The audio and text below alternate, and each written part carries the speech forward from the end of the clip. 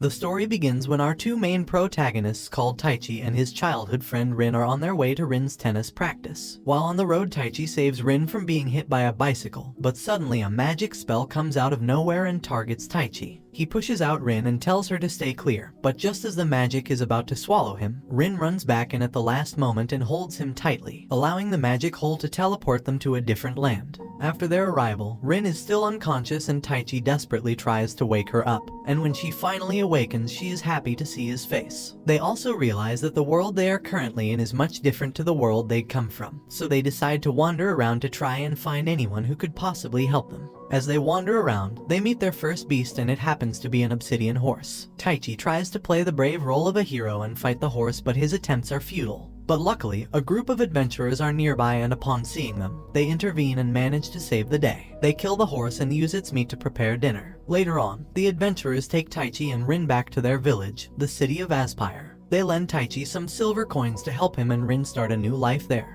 With no other means of survival, Taichi and Rin make up their mind to become adventurers. At the Adventurers Guild, they are given a magic test to see if they are fit to become adventurers. The test reveals that the magic power that Taichi and Rin harness is abnormal, so the receptionist calls the head of the guild along with Mura, one of the strongest and most skilled adventurers in Aspire. Realizing the uniqueness of their powers, the head of the guild is surprised and refers them to Lemia, a master triple magician whom everyone in the kingdom knows due to her magical prowess, thus her nickname is the Magician of Fallen Leaves. Mura takes them to Lemia's house, and upon getting there, Lemia explains what magic power and magic capacity is. She then conducts a thorough test to be sure of the exact amount of power Taichi and Rin have hidden inside them. It is revealed that Taichi's magic capacity is 120,000 and his magic strength is 40,000.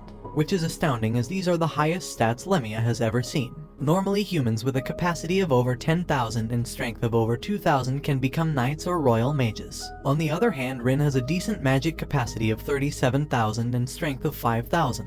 Taichi asks Lemia what would happen if they were to train and master the use of their magic, to which she says, well, you'd be well above S-rank adventurers and the top royal mages. And in fact, with Taichi, he could wage war on entire nations single-handedly, and wipe them out as he pleases. The following morning, Lemia starts by explaining magic spells. She explains that mages can't activate spells without the help of the four spirits, which are fire, water, wind, and earth. Normally, a mage can only utilize one attribute, and they call these people single magicians. However, there are rare cases where a person can utilize multiple attributes.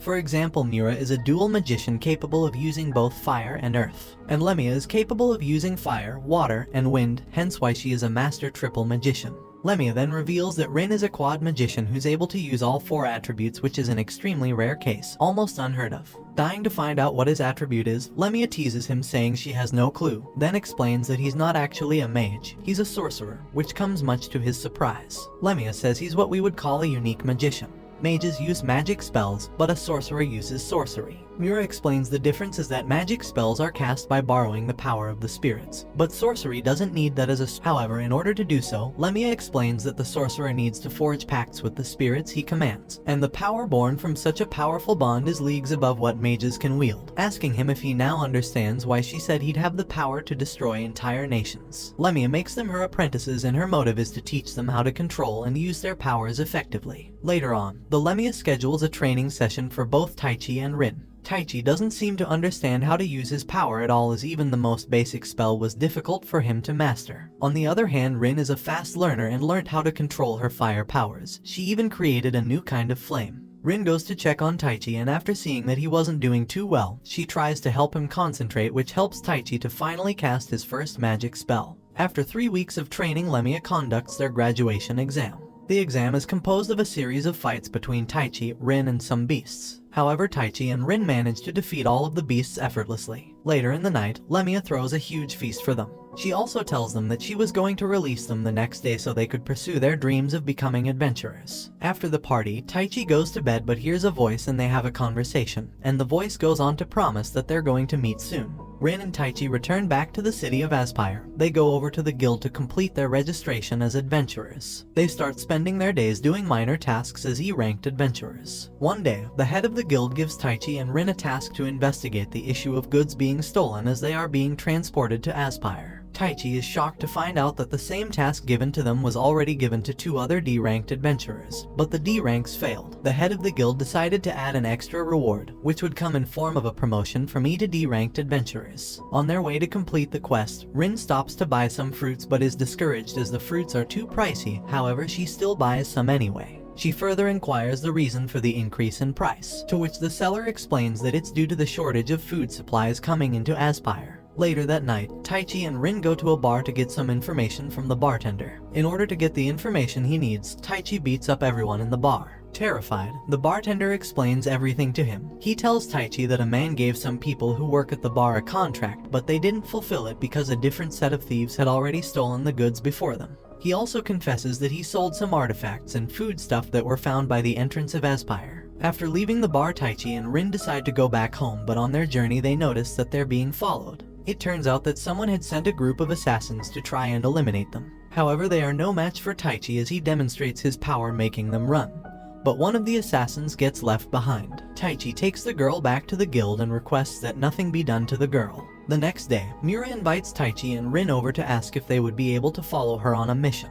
They agree and Mura takes them to a farm. A distress call had come from the farm saying that monsters were stealing the fruits. So Taichi, Mura and Rin go to investigate, but while doing so, a group of orcs and ogres ambush them again to destroy the fruits. But this time the adventurers weren't ready to let it happen. Taichi faces the orc while Rin and Mura face the ogres. With just one punch, Taichi obliterated the orc. On the flip side, Rin and Mura did a good job too as they killed the ogres. Taichi, Rin and Mura continue their investigations and find a group of people trying to steal the fruits in the farm. They capture the thieves and tell the farmers to take the thieves back to the guild. Taichi confirms his theory about Kasim, one of the farmers who called them being involved in the case. They discover that Kasim is actually a mage and was the one that summoned the orcs and ogres. Suddenly, one of Kasim's allies comes to join the fight. Taichi takes on Kasim's red elemental while Rin and Mura take on Kasim's ally. Without a doubt, Taichi was losing to the red elemental, but at the last moment, the Queen of Wind Spirits, called Ariel, lends Taichi some of her power, which he uses to destroy the red elemental and scare Kasim away. Though in the process, Taichi used all of his energy and became exhausted, and it was at this point that Taichi realized that the voice he had been hearing was the voice of a spirit. Taichi finally awakens and Lemia explains to him that he was asleep for 1 week, which made everyone afraid that he wasn't going to wake up again.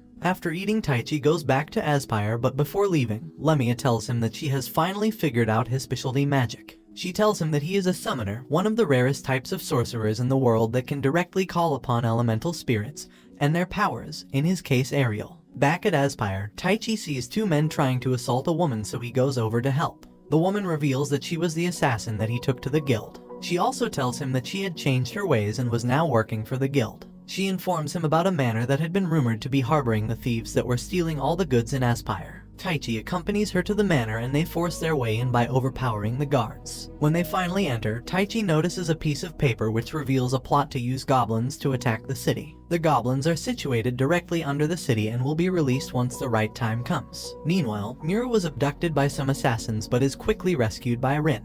The assassins tell Rin about an attack on Aspire by monsters. Taichi and the assassin go to the underground layer of Aspire. At the ground level, the assassin is nearly murdered by a monster, but Taichi manages to help save her. They defeat the beast and continue on their journey underground. At one point they meet 2 children called Milo and Mello. The children were in charge of waking up the goblins with an orb. After waking up the goblins, the orb breaks, which puts the children in danger. However, Taichi saves them, and in return the children help by showing him all the rooms containing the goblins. Meanwhile, Aspire get ready for war. The guild master calls on 300 adventurers who are above D rank to help secure the city. However, Rin comes up with an idea which she could use to reduce the monsters' number. The plan is to join earth, water, and fire elements together to try and form a huge explosion. The issue for her is that she has to practice on the battlefield, but when the time for war arrives, Rin completes the spell and is successful in reducing the number of the monsters by more than half. The remaining adventurers head out to finish the battle. They're confident that they're about to win until the monster generals arrives. It turns out that the monster generals were on standby all along in case things didn't go well for them. Taichi hears about the war and without wasting any time he rushes to the battlefield. Upon getting there, he notices an exhausted Rin kneeling down in front of one of the monster generals, about to be executed. Just when it looked like it was over, Taichi sprints over and saves Rin, intercepting the general's fatal attack. Fear was in the hearts of the whole Aspire kingdom because of the ongoing war. The assassin, otherwise known as Anna, decides to help the wounded adventurers. As she was aiding the injured, a mysterious lady whispered something in her ear, and just like that, Anna begins moving towards the direction of the war. Meanwhile, 2 extra monster generals had arrived to battle Taichi. After a long fight, Taichi kills one of the monster generals, but as he approaches the remaining 2, something unusual happens. A dragon had woken up from its slumber. Lemia couldn't believe that their war would revive the magnificent beast. However, we discover that it wasn't their war that woke up the dragon, but something else. On the other hand, Taichi tries fighting the dragon but finds it difficult as it is extremely strong. Out of nowhere, Anna comes to the battlefront. Taichi is shocked to see her and tries to escort her out of the war safely. But in the process, one of the dragons strikes hit Anna, causing her to die almost instantly, enraging Taichi. He then summons Ariel and makes a formal pact with her, after which he uses her powers to prove to the dragon that he is up to the task. After beating the dragon, it actually decides to give Taichi some advice, telling him to remain safe and gain more power due to the challenges ahead. The city of Aspire is finally going back to normal. The prices of things have gone down and the people are no longer afraid. At Mura's house, Taichi shows Lemia and Rin his latest discovery, which is Ariel. Lemia is proud of Taichi for learning how to summon a spirit so effortlessly. She urges Rin and Mura to do more training to grow even stronger. As they were still talking, the royal messenger instructs them to follow her as the king had ordered that they come to the palace. Upon reaching the royal capital, Taichi and the others notice that it had turned into a ghost town. People are afraid just to come out of their home, all due to the war between the king and his younger brother, which had divided the kingdom into 2. Just then, an arrow meant to kill the messenger comes out of an unknown place, but luckily the arrow is intercepted by Taichi. All of them proceed to the palace while still on high alert. At the palace, Taichi is shocked that the king and Lemia know each other very well. They even referred to each other using casual terms. The king goes on to inform them about the current dilemma with his brother. The princess goes to Taichi's room, where she is met by none other than Taichi and Rin. She uses this opportunity to tell them that she was the one who summoned them from their world. She begs for forgiveness as she doesn't know how to send them back. Taichi assures her that they are fine in this world, telling her about all the new friends they'd made and the fact that they have a purpose to fulfill. Lemia fixes a fight between Taichi and Sumela, who is the supreme commander of the royal army. The reason for the battle is to assure the royal capital that he would be capable of protecting them. The battle begins, and in just a few minutes Taichi defeats Sumela. Later that night, Taichi summons Ariel because he feels troubled that his power is guaranteed to bad at some point. He's also afraid that Rin may die in the war. The king's brother plans to attack first as he wants to make a statement. Meanwhile, at the palace, Sumela informs the king that over 1,000 soldiers are approaching the palace. Sumela plots with Lemia on how to defeat the approaching army without having too many casualties. On the other hand, Taichi doesn't like the fact that they were planning to kill the soldiers. He feels that something else should be done rather than just ending the lives of 1,000 men.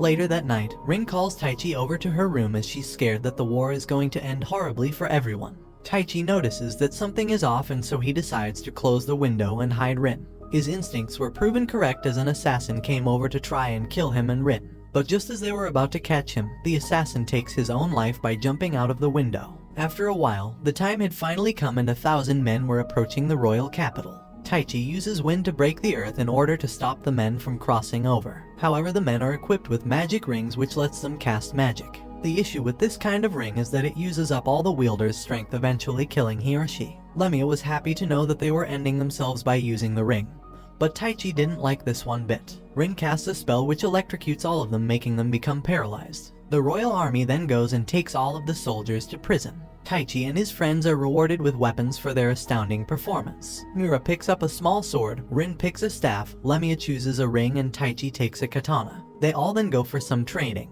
At the training ground, Sumela, who had been waiting for Taichi to arrive, asks him for a duel. She wants to be the first person Taichi uses his weapon against. However, Taichi excuses himself from training, claiming to have some stomach pains. He goes to the city to get some medicine. Although, at the city, he is praised by some villagers who heard of the work he had been doing in the city. Afterwards, he is lured into a corner by Kasim. In the corner, Kasim asks for a rematch, but this time he wanted it to be fair, so he leveled Taichi's power with an ancient artifact. They begin fighting, and although they are equal in magic power, Taichi still wins. Something came out of the artifact and begun attacking them. Grammy broke the artifact, thus giving Taichi all his power back, which he uses to destroy the creature. It is finally time for the war to begin. The king orders his men to fight and bring victory to the kingdom. The fight between the two is going to be a fearless and brutal war. While the war was going on, Taichi finds the king's younger brother in order to make him call off his men. However, they strongly protest against listening. Meanwhile, his advisor was busy casting a spell. Now at the battleground, Rin, Mira, and Lemmy are all faced with different threats, but they all try their best to make sure that they stay alive.